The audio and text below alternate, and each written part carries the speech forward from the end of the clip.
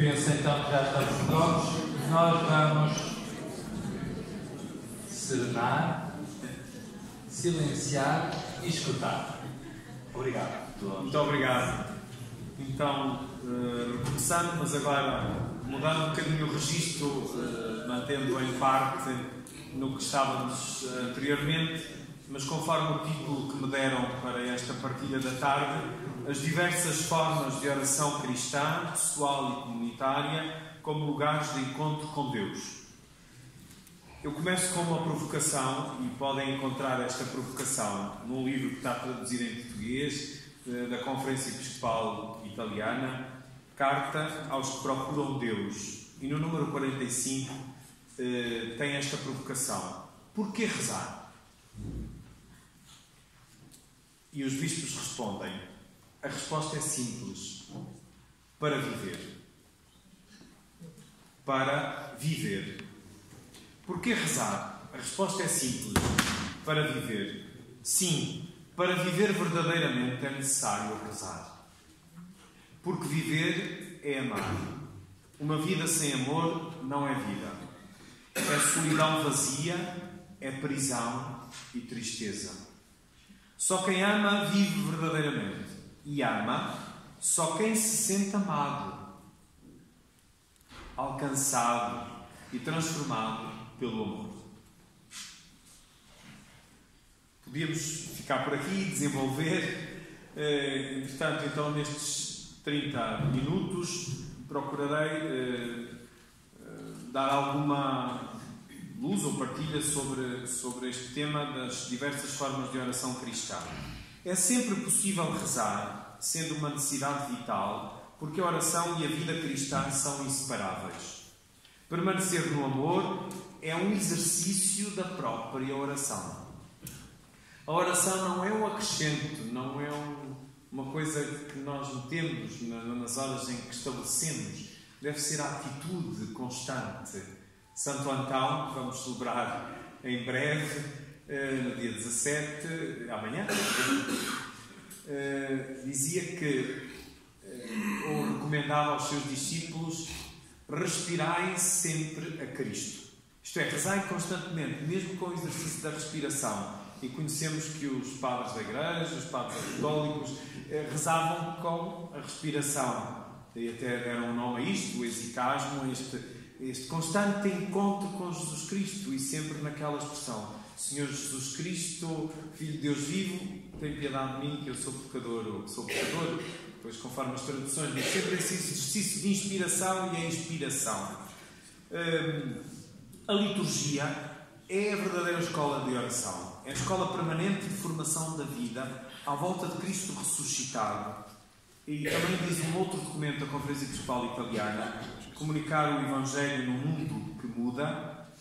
Os bispos italianos chamam a liturgia o lugar educativo e revelador. Porque é Cristo mesmo que se manifesta por ritos e orações. E a uns manifesta-se mais cedo, outros mais tarde, uns por um gesto, outros por uma oração. Depois isso aí já nós não conseguimos sequer avaliar.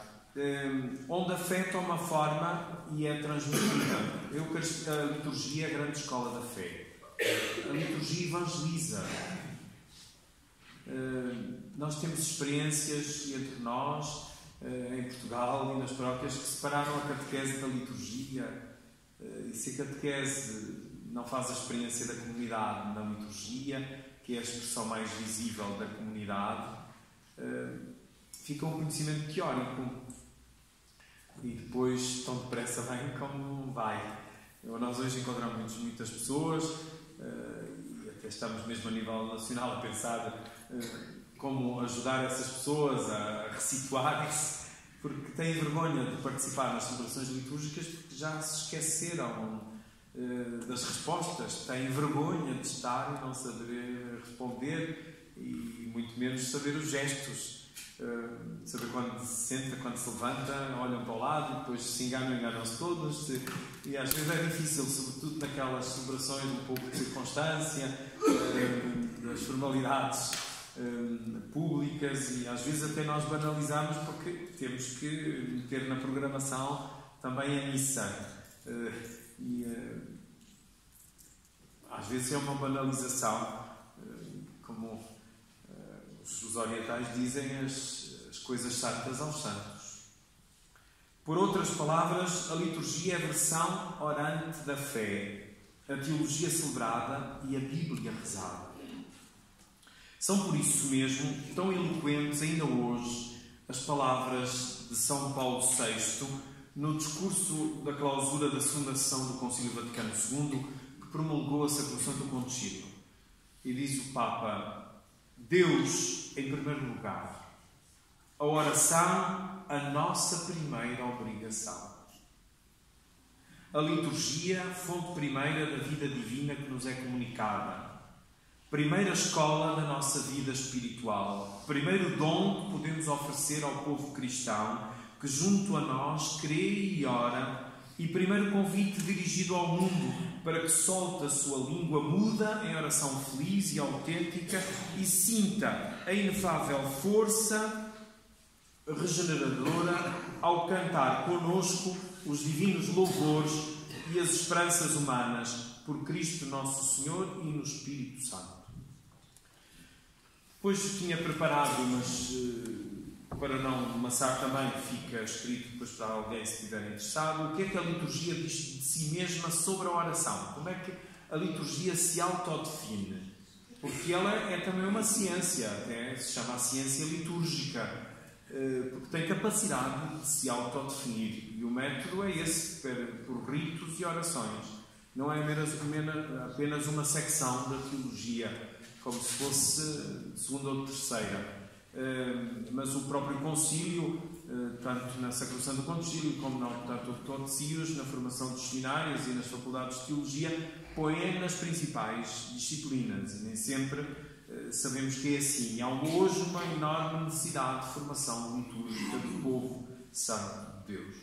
Depois também a oração no rito romano, a eucologia, como é que se elas são construídas, mas também não me detenho e já vou explicar porquê. Porque no sábado de manhã, que tive um tempo assim mais livre para preparar e reorganizar estes dois textos, encontrei um texto que disse vale a pena ser partilhado, porque já há muito que não o lia, e revisitá-lo sintetiza em 10 pontos aquilo que eu gostaria de vos comunicar. Mas como está tão bem feito, eu não consigo fazer melhor, vou partilhá-lo convosco.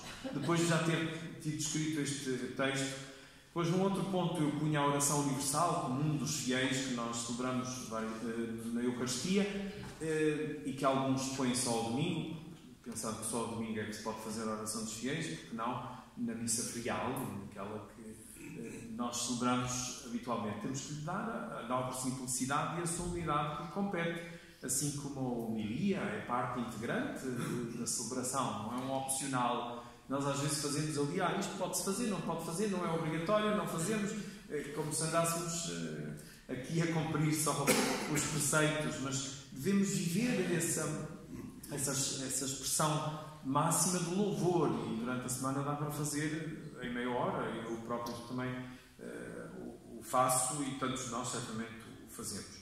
Então eu iria para o ponto que interessava aqui e que procuraria então desenvolver mais: as diversas formas de oração ou os métodos da oração e da liturgia.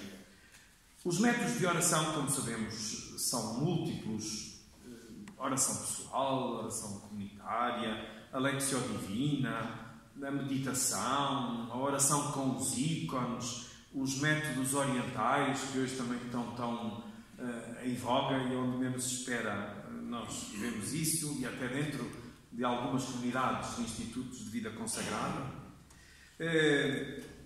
desvalorizando a liturgia e indo ao encontro, não se sabe bem o quê, mas eles lá saberão, considerando que a liturgia não esgota toda a ação da Igreja. Isso sabemos, e está bem claro no número 9 da Sacrosanto Concílio. A liturgia não esgota toda a ação da Igreja. Mas não esqueçamos que é a fonte e o cume.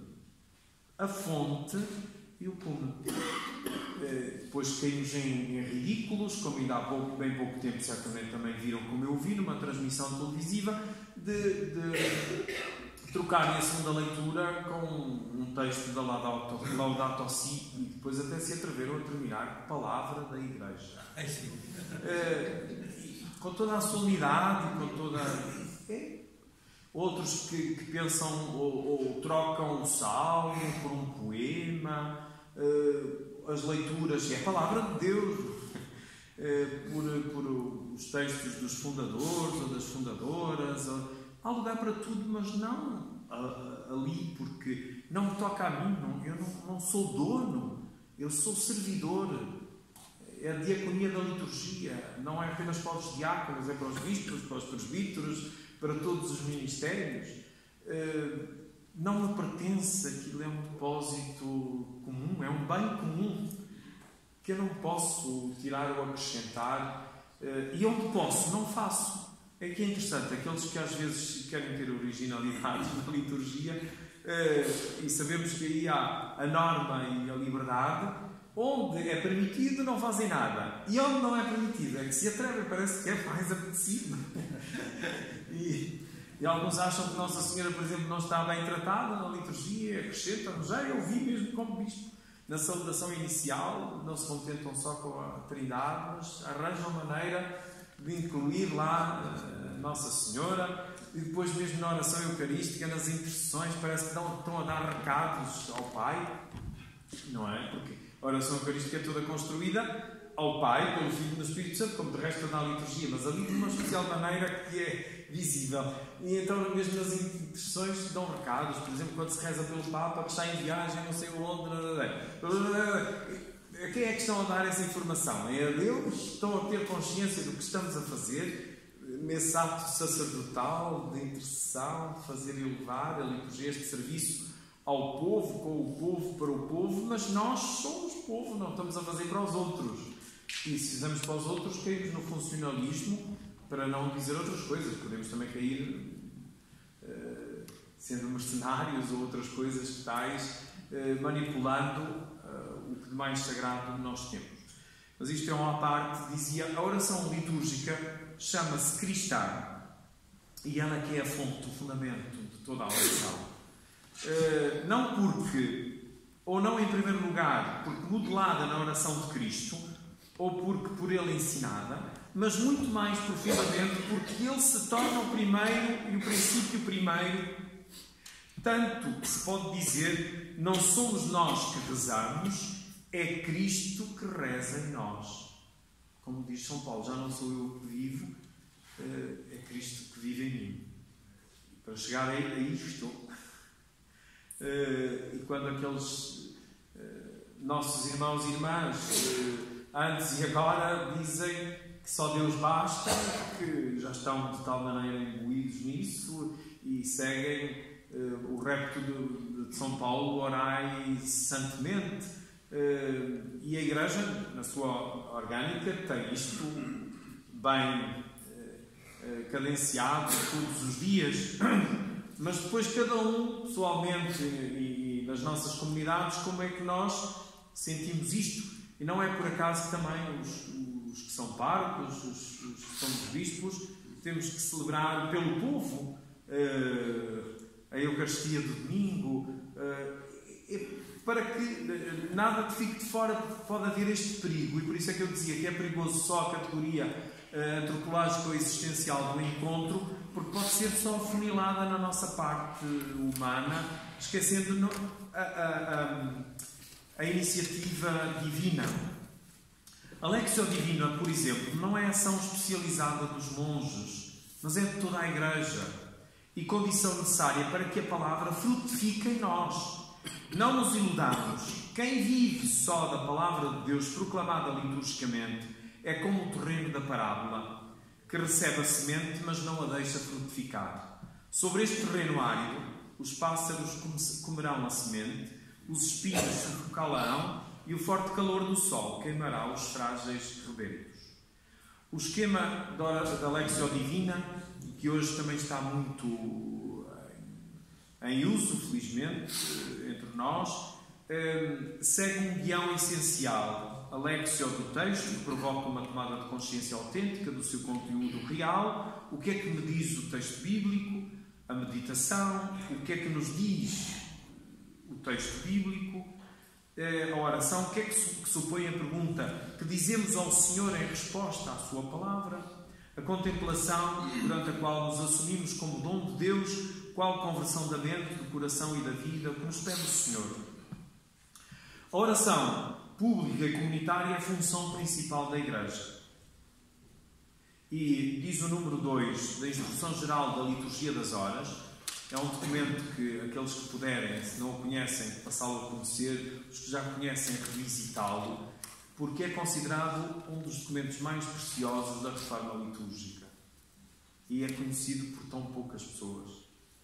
E quem tem os 4 volumes da Liturgia das Horas, no primeiro volume, vem lá. Também pode ser visto em separado, ou na internet, hoje há tanta maneira. Vão ver que não se arrependem de ler e de aprofundar. E diz no número 2, estas orações feitas em comunidade foram-se progressivamente organizando até que vieram a constituir um ciclo horário bem definido. Esta liturgia das horas, ou ofício divino, embora enriquecida de leituras em antes de mais oração de louvor e de súplica, oração da Igreja com Cristo e a Cristo. O Papa Francisco, na Evangelii Gaudium, no número 126, ao reafirmar a força evangelizadora da piedade popular, também escreveu: as expressões da piedade popular têm muito que nos ensinar e, para quem as sabe ler, são um lugar teológico a que devemos prestar atenção, particularmente na hora de pensar a nova evangelização.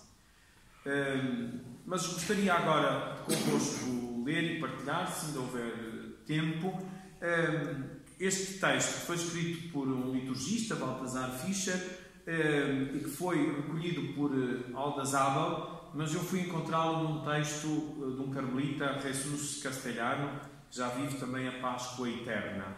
E ele apresenta numa espécie de um decálogo as várias formas de oração e o percurso orante, pessoal e comunitário, que me atrevo então a partilhar. Primeiro, a princípio, sente-se uma inclinação a ver a oração como uma coisa própria, uma ação própria. Mas à medida que se amadurece, dá-se conta de que é um dom de Deus, uma ação do Espírito Santo. Nós às vezes pensamos que é uma iniciativa própria e que a nossa oração aumenta ou retira alguma coisa a Deus. Até há um prefácio que diz isso: nada aumentando a grandeza de Deus, porque aquilo que nós rezamos nem tira nem põe aquilo que Deus é. Nada. Senão não era Deus. Mas nós fomos ainda formados em muita espiritualidade que nos convenceu disso. Segundo, ao princípio entende-se a oração como pedir para si. Mais tarde, descobre-se que também significa interceder, pedir pelos outros. Mas com os anos, descobre-se que vale muito mais o dar graças e o louvor a Deus. A oração máxima por excelência é o louvor à ação de graças. E há alguns que, quando rezam os salmos, se sentem incomodados, não lhes diz nada, porque ainda não chegaram a esta graça. E há alguns que, a qualquer de nós, certamente, é-nos difícil, mas é um dos lugares onde sentimos o encontro e a comunhão, em que todos rezamos em línguas diferentes, em fusos de horários diferentes, mas a rezar o mesmo, a celebrar o mesmo e único mistério de Cristo nos Salmos. São do Antigo Testamento, mas a chave de leitura é Cristo. É cristológica, porque Ele é o Antigo e o Novo. Supera o Antigo e é o Novo eterno, a aliança eterna. Terceiro, ao princípio tomam-se para a oração fórmulas aprendidas de memória ou tiradas dos livros. Mas há que aprender também a rezar desde o coração, com uma oração espontânea. Eu fui educado, e às vezes ainda sinto isso. Se não disser aquelas orações, se não disser daquela maneira, parece que não rezei naquele dia. Não sei se convosco acontece o mesmo. Mas às vezes ficamos bloqueados e parece que não, o dia não ficou pleno quando faço o exame de consciência à noite, mas hoje não fiz e agora também já estou cansado. Porque nos agarramos a determinados padrões e é sinal que o coração ainda não está plenamente batizado, ainda não está plenamente iluminado. 4. Ao princípio, aprecia-se uma oração detalhada e extensa, que expresse todas as nossas ideias e todas as nossas intenções. Quando se matura mais, aprende-se a força que tem uma jaculatória, a força que tem uma oração breve, a força que tem a palavra Jesus, a força que têm as fórmulas simples. 5.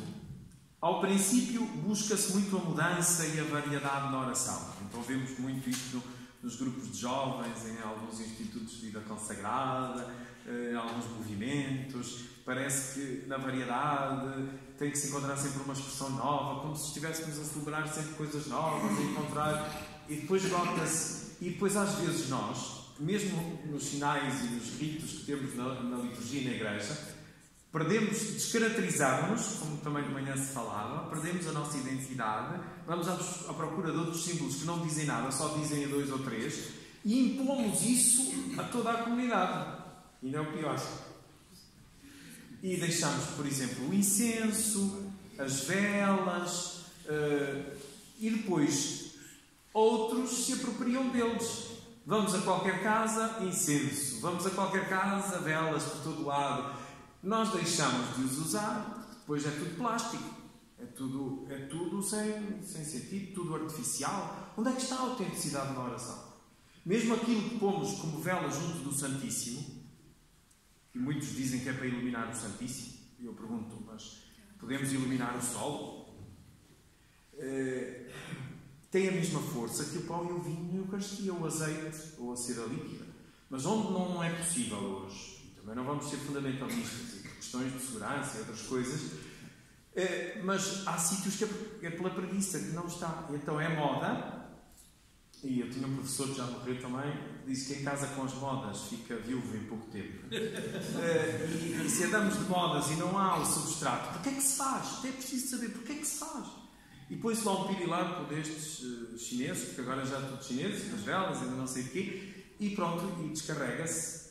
Felizmente que em alguns sítios estão outra vez a voltar à lâmpada com o azeite, com a cera líquida, e a perceber que é o louvor perene. Lá o perene é aquilo. Foi assim entendido. E as normas continuam a dizer sempre que possível, claro, porque é aplicado para a Igreja Universal e em alguns lugares não é possível, mas que se entenda que aquilo dá trabalho. Obriga pelo menos a ir uma vez por dia lá alguém da comunidade fazer a visita ao Santíssimo, como é costume dizer-se, e a cuidar da vela, a cuidar da lâmpada. É um dos sinais também da vitalidade de uma comunidade. Seja ela uma comunidade de vida consagrada, uma comunidade paroquial, uma comunidade diocesana, o que for. De saber o porquê e de fazer as coisas. Não é por lá flores plásticas também nos altares. Tem algum sentido isso? Se é o louvor da criação, é o fruto da terra e do trabalho do homem, é exatamente o mesmo sentido do pão e do vinho, os tais sinais sensíveis. E como nós não podemos estar ali todo o tempo, orar incessantemente, está lá o fruto do nosso trabalho, do nosso esforço, do nosso dinheiro, da nossa vida, da nossa fadiga, tantas coisas. Cada um depois faça, mas é esta tal autenticidade. 6. Ao princípio, depende-se muito do lugar, dos tempos, dos gestos tradicionais, da oração. Mas é bom que se aprenda a rezar também em todo lugar, em todo o tempo. Para alguns só conseguem rezar num ambiente predisposto para tal, numa capela, numa igreja, não é? Mas com o tempo, e à medida que a nossa experiência vai sendo cada vez mais profunda, em qualquer lugar nós rezamos. Como se reza numa cadeia, como eu tive essa experiência também bonita, e das visitas que estou a fazer, e dos ecos de alguns presos, sobretudo no ano de Santa Misericórdia, aquela imagem bonita que o Papa usou para as cadeias, que cada porta da cela seria a porta da misericórdia, a porta jubilar. E alguns levaram isto muito a sério. E até aí, em qualquer lugar, porque Deus está onde eu estou, onde nós estamos. Sétimo, ao princípio crê-se que a oração litúrgica não tem nada a ver com a oração pessoal. Temos muito essa tentação. Uma coisa é a oração pessoal, outra coisa é a oração litúrgica. Não tem nada a ver uma coisa com a outra. Fomos educados assim, pelo menos eu ainda também apanhei isso, não sei no vosso caso. Mas mais tarde descobre-se que a força que tem também para a oração pessoal as orações tomadas da liturgia. Ou como preparação, ou como eco. Alguns fazem a preparação para a liturgia, outros vivem da liturgia. Eu pessoalmente faço essa experiência do preparar para, por exemplo, à segunda-feira, preparar ou rezar as leituras para o domingo seguinte, fazendo a Lectio Divina como preparação ao longo de toda a semana. Há outros que preferem o contrário, pois cada um encontrar as tais diversas formas. O importante é que seja ali esse lugar e que não haja aqui nenhum quadro de preceitos ou estereotipos que tenhamos que seguir e sem os quais já estamos fora da realidade. Não, pois aí há, os verdadeiros adoradores adoram em espírito e verdade.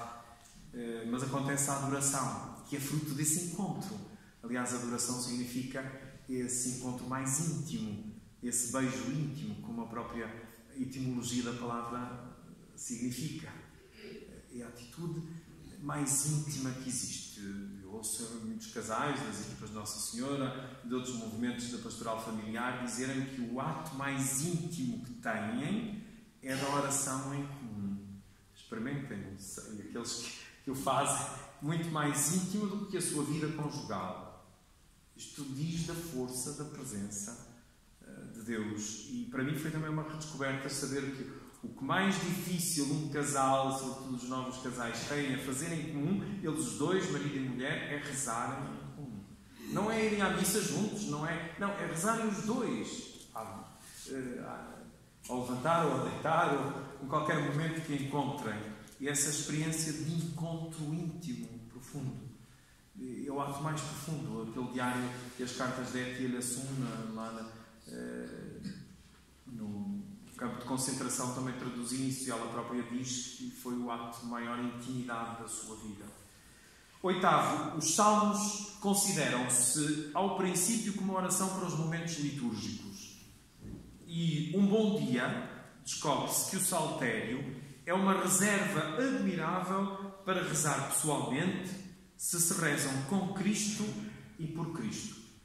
De eu ter esta motivação, estou a rezar com Cristo, por Cristo e com a Igreja, porque se eu estou só a cumprir uma obrigação, ou estou cansado, ou invento outras coisas para fazer e depois ninguém vê, Deus também me perdoa, pronto.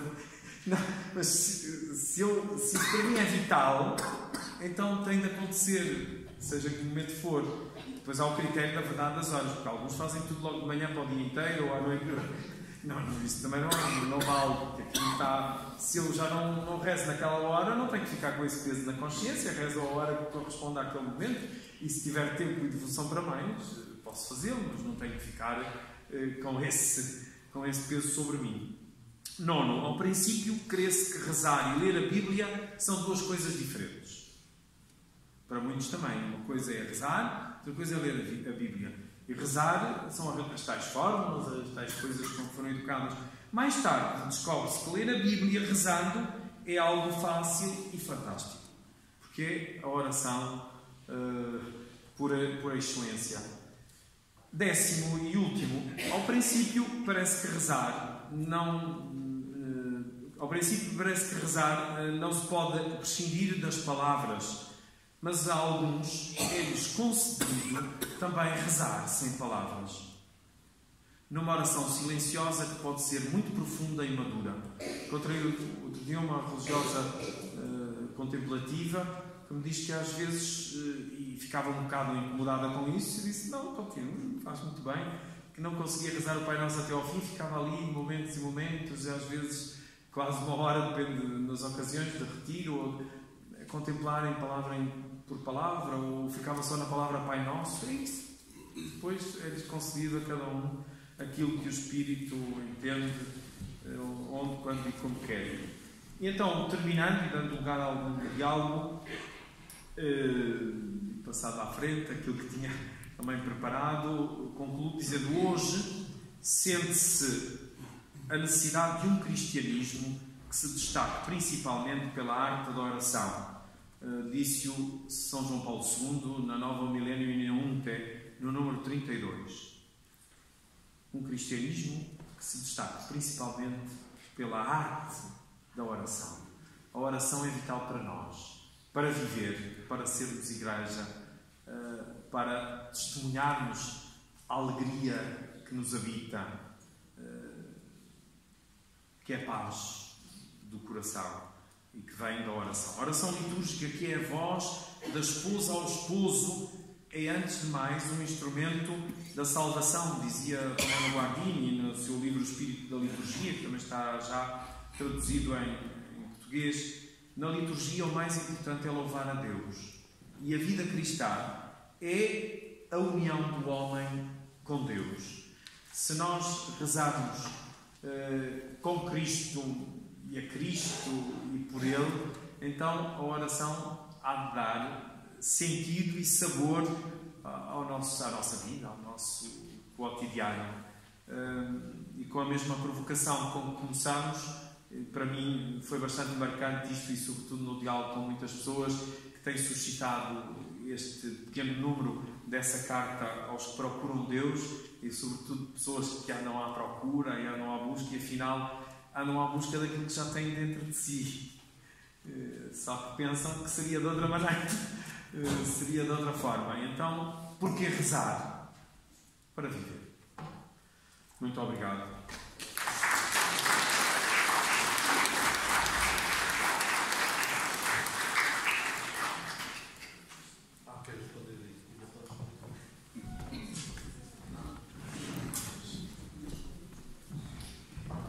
Então, desde já agradecemos tudo aquilo que foi este continuar da reflexão, e agora com estes passos também tão pontualizados. Nós vamos abrir um tempo para perguntas. É preciso fazer uma nota prévia à distinção entre perguntas, comentários e novas conferências. Quem quiser fazer conferências, inscreve-se no secretariado, e para o ano nós consideramos essa hipótese. Apresenta o currículo e nós, o Padre Jorge trata disso. E nós tratamos disso. Qual é o problema? O tempo é escasso, ou seja, temos aqui cerca de 25 minutos, e portanto não gostaria de estar a ter que interromper alguém que quer fazer uma pergunta. Isso é deselegante da minha parte, mas é a missão. Ou seja, às vezes temos que ter essa noção. Portanto, se alguém tiver uma pergunta, tem prioridade. Os que têm perguntas. Se quiserem fazer um pequeno comentário, também faz sentido. Não pode demorar mais do que 2 minutos. Está bem? Porque senão começamos aqui todos com altas teorias e depois o Dom José só pode dizer sim, obrigado. Então pronto. Quem tem verdadeiramente perguntas, comentários, pequenas afirmações, pequenos sublinhados que podem ser aqui importantes.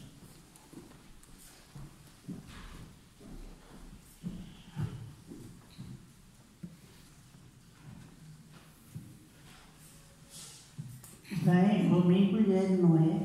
Eu queria pedir acho que assim, não sei, que se ele dizia alguma coisa sobre, há um profeta, ou é Jeremias ou é Ezequiel, não me lembro, que diz, clama a Deus com pranto, não é? Isso também é oração, não é? Clama a Deus com pranto. Qualquer coisa, mas eu estou meio a encolher mesmo. Por causa disso. Podemos juntar mais uma ou 2 perguntas e depois teremos um conjunto de respostas.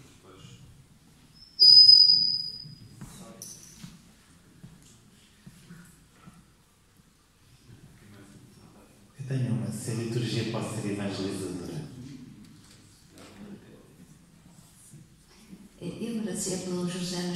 explicaste um bocadinho o que é oração por ícones. Muito bem, já temos 3 perguntas que penso que nos podem ajudar a um primeiro percurso. Muito bem. Esta questão da liturgia como facilitadora do encontro, há uma coisa que me interessa, penso muitas vezes em Pouco Prodel, quando entrou na catedral de Notre Dame, e entrou ateu e saiu cristão, fez o encontro, e eu quando celebro a liturgia, muitas vezes peço esse dom, essa graça a Deus, de eu e o povo, para quem celebra, poder encontrar-se mais fundo de si mesmos com esse Cristo que celebramos. Mas isso, digamos, é dom que é dado na liturgia, e pode-se fazer e não se fazer. O celebrante e o povo que celebra e todos os ministérios podemos, porém, ser facilitadores desse encontro para que ele aconteça, para que esse dom seja dado, porque penso eu, podia falar alguma coisa disso, porque no fundo a liturgia parece que deve ser essa celebração tão bela, para usar o termo de um livro que é de Jacques Ellul, dizia como se visse o invisível, não é? Devia ser qualquer coisa assim, onde a gente se encontrasse com aquele que é invisível, mas está lá, e a gente poder descobri-lo e encontrar-se com ele e transformar-nos. Muito bem, muito obrigado por estas 4 questões, e eu posso seguir a ordem para não nos perdermos do modo como foram colocadas. Claro que sim, nós rezamos com as lágrimas também, rezamos com o pranto, com a tristeza, com a morte, com toda a nossa vida, e dar graças a Deus por aquilo que somos, pela realidade que vivemos, e com palavras ou sem palavras, é a atitude do coração. E nos primeiros tempos, e mesmo os livros litúrgicos, falam da água do batismo e da água das lágrimas, que vem com o arrependimento, com a reconciliação,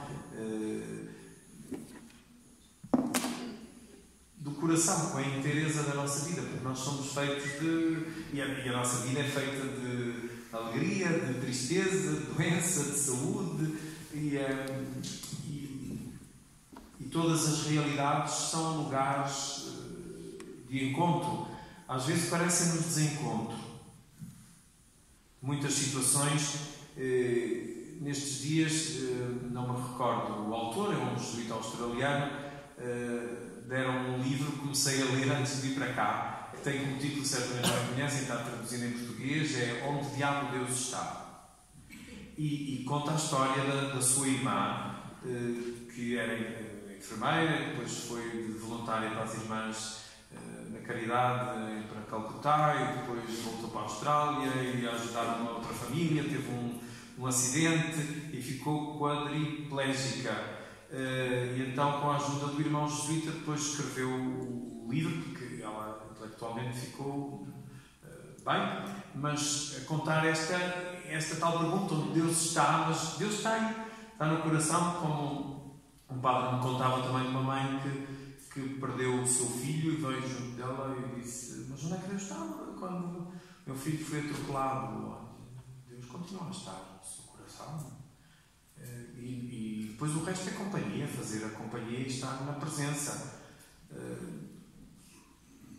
Não há mais moralismos, nem conselhos, nem outras coisas a fazer. E a oração é esse diálogo de amor, como lhe chamava Santa Teresa d'Ávila, e quando nós experimentamos, nem sempre estamos nessa atitude, nem a vida nos corre de feição para isso, e até ficamos nós muito arrepiados, por exemplo, ao ler os últimos testemunhos da Madre Teresa de Calcutá, ou da Santa Madre Teresa de Calcutá, quando diz que estava a viver uma noite escura da fé, uma noite da fé. Dizer, uma mulher destas, com uma experiência destas, com uma vida totalmente doada e gasta, e sentimos às vezes essa ausência, porque Deus é silêncio.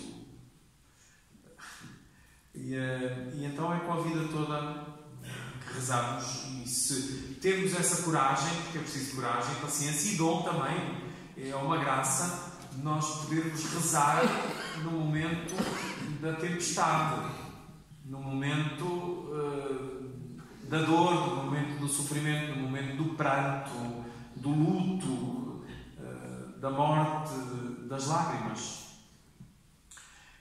A liturgia evangeliza. Sim, a Igreja existe para evangelizar. E a liturgia evangeliza por si própria. Aquilo que nós chamamos a mistagogia, ou a catequese mistagógica, aquilo também que nos lançou como recto o Papa Francisco na Visitate Divina, de passar de uma catequese escolar a uma catequese catecumenal, isto é, inserir nos mistérios de Cristo, celebrando os próprios mistérios e celebrando à força de rito, de repetição. Celebrar quer dizer repetir, não é nada de especial. Então, a dizer, celebramos sempre o mesmo. Mas precisamos de um rito. É que se não temos este rito, encontramos outros ritos. Porque o homem precisa de rito. Vemos em todas as culturas, mesmo as não evangelizadas ainda, nós precisamos de ritos. E a sociedade em que vivemos, que dizem que é já da pós-cristã, ou pós-verdade, ou pós não sei o quê, precisa de ritos. Tem que ter ritos, nem que seja só um almoço, um jantar, ou uma confraria, ou não sei o quê. Precisam de ritos. E aquilo que nós deixamos agora estão a ser assumidos também por outros, na linguagem, nos gestos, nos símbolos, porque nós parece que nos envergonhamos do nosso património. E então, é repetindo que nós vamos. Eu às vezes também digo em brincadeira, se não fosse obrigado muitas vezes a ir à missa quando era miúdo, certamente que hoje a vida orientava-se de outra maneira, não é? E não há que ter medo, os pais não têm que obrigar as crianças a ir à escola. Não têm que obrigar para comer. Isso já não é violência. Mas obrigar a ir à missa dizem que é. Não sei porquê. É porque não é prioritário. E alguns dizem, eu não tenho tempo. Ai, senhor, eu não tenho tempo, a vida é tão ocupada durante a semana. Ao fim de semana nós temos que ir para a aldeia, temos que trabalhar a horta, temos que não sei o quê. E não tenho tempo para isso. Não tem tempo ou não tem fé? Porque nós arranjamos sempre tempo para aquilo que queremos. E ainda nos sobra. Lá está estas prioridades, aquilo que queremos orientar a nossa vida. E a liturgia não pode ser remetida para o culto, para dentro da igreja, para a sacristia. Também a liturgia da vida. Porque não é liturgia a bênção da mesa em casa? Para alguns acham que não. Mas está lá no ritual das bênçãos. É dos sacramentais. Não é liturgia pedir a bênção, os filhos pedirem aos pais a bênção, ou de outra forma, ou abençoar. É a liturgia da casa. A liturgia da Domus Ecclesiae. Aliás, a igreja doméstica. Nós, onde somos iniciados à liturgia, é em casa. É na família. Depois, Salamanca não pode suprir se o berço não dá. É mais difícil, até pode em alguns casos, mas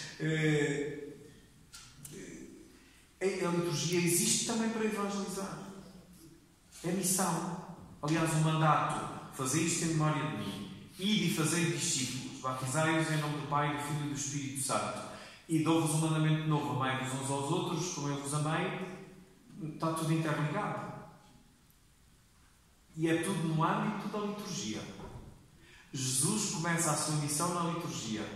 No Evangelho de Lucas, de Mateus, vemos isso claramente. Vai à sinagoga, lê as Escrituras, e em Lucas ainda define a sua missão mais prolongada, numa liturgia. Não temos que ter medo disso. Temos de ter a coragem, a ousadia, de, com inteligência, com criatividade, com autenticidade, tornar cada vez mais a liturgia como lugar do encontro. Mas para isso, como também no início citando o Papa Francisco, é preciso que nós estejamos convencidos. Se nós não estamos convencidos, pouco nos adianta. Se nós vamos e cumprimos a missão e a função de celebrar a Eucaristia, e toca a andar, de celebrar, até podemos cumprir tudo o que lá está, nas rubricas. Só que nós vamos só às notas do rodapé e esquecemos o texto principal. Às vezes vão só aos vermelhos que lá está, para cumprir bem o que está. Mas para isso não é preciso ser inteligente, basta saber ler. Agora, ter o espírito da liturgia, como também chamava o Romano Guardini, é o entrar dentro do próprio mistério e celebrá-lo com a nova simplicidade. E claro que nós nisso podemos ser ou não facilitadores do encontro, facilitadores do Evangelho. E eu tenho para comigo, e certamente nós aqui somos também discípulos missionários em comunhão com Cristo e com a Igreja, temos para nós que só podemos evangelizar com o Evangelho, senão é outra coisa. Porque evangelizar prescindindo do Evangelho ou prescindindo de Cristo, como se fosse uma nova teoria, um novo carisma, que às vezes os carismas podem ser umas cismas, podem ser umas ideias, mas depois tem que estar ao serviço da missão, ao serviço da comunidade. E em pleno sentido, a liturgia evangeliza. Tem de evangelizar, porque nos compromete cada vez mais com Cristo e com a Igreja, com os irmãos, com os outros. A caridade da Igreja nasceu na própria celebração da liturgia. Nós tivemos aos textos de São Paulo, os ofertórios, a caridade nasce deste encontro, que não é para mim, nem é para a minha satisfação pessoal e muito menos individual, mas é para os outros. E na liturgia nós usamos sempre o plural. Na Eucaristia, não sei se já repararam, mas há 2 momentos em que usamos o singular, que é na confissão dos pecados e no credo. Aí usamos o eu, porque é pessoal, não é individual, é pessoal, é livre e é responsável, porque a fé tem que ser responsável, temos que responder por ela, como diz São Pedro na sua primeira carta, dar as razões da esperança a quem não as perguntar. Mas se nós não as temos, como é que as podemos dar? E se não as temos, inventamos, não é? Criamos lendas em vez de história. Damos a poesia da história, como acontece em todas as aldeias, à volta de todos os santuários. Não se sabe a história, mas todos têm uma narrativa. Inventa-se, quando não se sabe, inventa-se. E connosco pode acontecer o mesmo. Se não estamos formados na fonte, inventamos. E damos... já passou de mão em mão. Não é em primeira mão. Aquilo é em segunda ou terceira ou quarta mão, sei lá. O que nós depois dizemos como evangelização e como missão. E sim, a liturgia em pleno sentido evangeliza, porque é o Evangelho celebrado para ser vivido, aquele que nós acreditamos e que pode acontecer e deve acontecer também na liturgia. Não acontece antes. Nós às vezes falamos na catequese e liturgia como se houvesse um antes, um durante, um depois. Às vezes acontece ao mesmo tempo e deveria acontecer ao mesmo tempo. Este é que é a tal catequese catecumenal, que deveria acontecer ao mesmo tempo. Só que para nós ainda é muito difícil, e sobretudo porque nós também escolarizamos a catequese. É uma aula. E se é uma aula, eu lembro-me na conversa connosco o Papa disse: não lhes chamem aulas, nem deviam dar essa gradualidade à catequese, primeiro ano, segundo ano, tudo o que se assemelha à escola devia ser retirado da catequese, disse-nos ele. Vocês deviam chamar o grupo de não sei o quê, dar-lhe até o nome de um santo àquele grupo, ou chamar um grupo qualquer, e depois pegar neles e ir visitar os idosos, ir à casa dos doentes, ir à celebração, e depois daí é que nasce a catequese. E porquê isto? E porquê aquilo? E nasce assim. E essa transmissão devia ser... Agora, para isso precisamos de catequistas muito bem preparados. Precisamos de missionários bem formados. Porque alguns sabem dar a catequese como vem lá no programa. Mas se mudarem o registro já não sabem dizer. Porque não está lá. Está ali colado o custo. Não está lá dentro. É só fora. É só aparato, uma preparação como se faz outra coisa qualquer. Agora, se está dentro, ele sai naturalmente com a autenticidade. O que é que os jovens pediram agora neste sínodo, no pré-sínodo? Constantemente nos pedem a todos, não é só aos bispos, aos padres, é a todos, e sobretudo aos adultos. Autenticidade e verdade naquilo, e sobretudo na fé. Sermos adultos na fé. E as crianças, os jovens, os adolescentes, parece que a liturgia é outra coisa. Então vamos aqui encontrar umas músicas, umas orações, umas coisas, que aqui é que está o encontro com Jesus Cristo. Também pode estar, não digo que não, mas não é esse o caminho da Igreja como seu todo, a proposta que a Igreja como tal recebeu para continuar a transmitir e esse mandato fazei-o em memória de mim. Portanto, se é sempre com Ele, por Ele e nele, tenho de evangelizar. Por isso, liturgia e evangelho são a mesma coisa. Tem de ser a mesma coisa.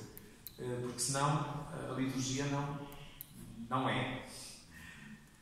Depois, orar com os ícones. A oração, que é feita de diversas maneiras, nós fazemos com muitos sinais, sobretudo no Ocidente, diante das imagens. Para os nossos irmãos orientais, são imagens na mesma, só que são pintadas na tábua, ou melhor, como dizem, são escritas. Não são pintadas, são escritas. Porque um ícone deve ser escrito de joelhos e leva muitos meses a ser escrito.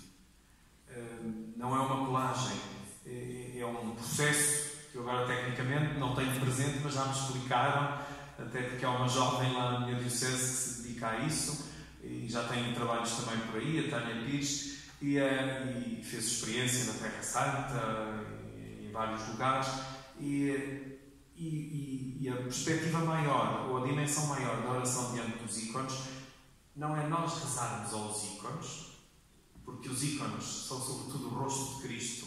Depois há uma variante para a Nossa Senhora, a Senhora da Ternura, e depois nasceram todos os outros ícones, mas a verdadeira expressão do ícone é o rosto de Cristo, porque é não para nós o contemplarmos, mas para nos deixarmos contemplar por Ele.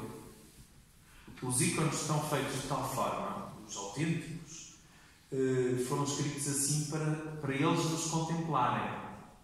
Aquilo que dizíamos antes também, que é Cristo que reza em nós. E é preciso, de facto, uma preparação, uma formação, porque senão podemos estar diante de um ídolo, não é? De uma imagem como às vezes muitos dos nossos irmãos, ou porventura nós também. Uma vez também ouvi isso ao Bruno Forte, era eu seminarista, ele veio aqui ao seminário do Porto, já há mais de 30 anos, e disse uma coisa que me arrepiou na altura. Depois perguntei-lhe, e quando foi no Rio de Janeiro, contei-lhe essa história. Ele lembrava-se mais ou menos, porque aquilo foi assim um bocado um murro no estômago. Ele diz assim: rezar a Deus é próprio dos pagãos. Então, andava-me a enganar até aí. Eu já estava no primeiro ano de teologia. E depois ele disse: não, rezar a Deus é próprio dos pagãos. Rezar em Deus é que é a atitude dos cristãos. Rezar em Deus, porque nós somos batizados em nome do Pai, do Filho e do Espírito Santo, para sermos habitados por Deus, Pai, Filho e Espírito Santo. Por isso é que as nossas orações, e de modo especial a liturgia, é sempre em nome do Pai, do Filho e do Espírito Santo. Isto, à força de repetição, tem de entrar dentro do nosso coração. E a oração dos ícones, autenticamente, é isso que quer expressar. Os nossos irmãos orientais têm esta profundidade teológica e espiritual da oração, de tal forma que mesmo na liturgia os orientais dizem que a espiritualidade cristã é a liturgia. Depois há as espiritualidades, mas a espiritualidade que é comum a todo o povo santo de Deus é a liturgia. E de manhã, quando o Padre Nuno falava daquela terra de ninguém, Israel e Jordânia, eu lembrava-me também de um jesuíta que estudou muito mais a liturgia oriental, Robert Taft, que dizia que a liturgia pode ser comparada àquela pintura da Capela Sistina, em que está o dedo de Deus ao encontro do dedo do homem, mas não se tocam. A liturgia é este espaço, e este lugar do encontro, mas pode não haver toque, pode não haver, porque Deus está para lá dos nossos sinais, é muito mais do que isso, é maior do que a nossa inteligência e é maior do que o nosso coração. A liturgia como quer dizer, é a continuação da obra da salvação e é a história da salvação em ato, desde a Ascensão e do Pentecostes até à parousia. Temos este tempo, se quisermos, a que damos o nome de liturgia. Outros darão outros nomes e outros conceitos, mas para nós como imagem, pode servir isso mesmo. E o grande desafio é isso, é deixar-nos rezar por Deus, deixar-nos contemplar por Deus. Isso já é a paz do coração. E então é o dom, o tal ver o invisível, é o desafio maior da liturgia. Ainda um dos prefácios do tempo do Natal que nós rezamos dizia isso mesmo, tornou-se visível o que era invisível, e a liturgia também tem esse dom, essa missão de dar visibilidade ao que é invisível, porque nos ultrapassa. Fazemos esta escuta da palavra, fazemos a experiência do mistério e, de certa maneira, temos também já a visão da glória, daquilo que há de ser e que há de vir. Mas para isso temos que nos libertar de muita coisa. Temos que descobrir em nós muita coisa. Temos que limpar o coração. Como dizia também o fundador da comunidade de Bozo, o Enzo Bianchi, a propósito das bem-aventuranças, temos que ter um coração limpo. E um coração limpo é aquele que não se deixa contaminar nem pelo bem que faz, nem pelo mal que pratica. Porque o mal, normalmente, não nos deixa limpos, torna-nos sujos. Mas o bem, às vezes, embora sendo bem, pode também nos sujar. Quando nós achamos que fazendo esse bem somos mais do que os outros, somos melhores do que os outros, e então há bem que pode contaminar. E a liturgia facilita essa limpidez também do coração. E nós temos por missão aqueles que têm os ministérios ordenados, instituídos, designados, e toda a Assembleia, temos essa missão acrescida de, ao menos, não obstacular, ao menos não estorvar. Eu tenho dito muitas vezes, eu se não estorvar já me dou por feliz. E facilitar, porque às vezes nós somos um bloqueio.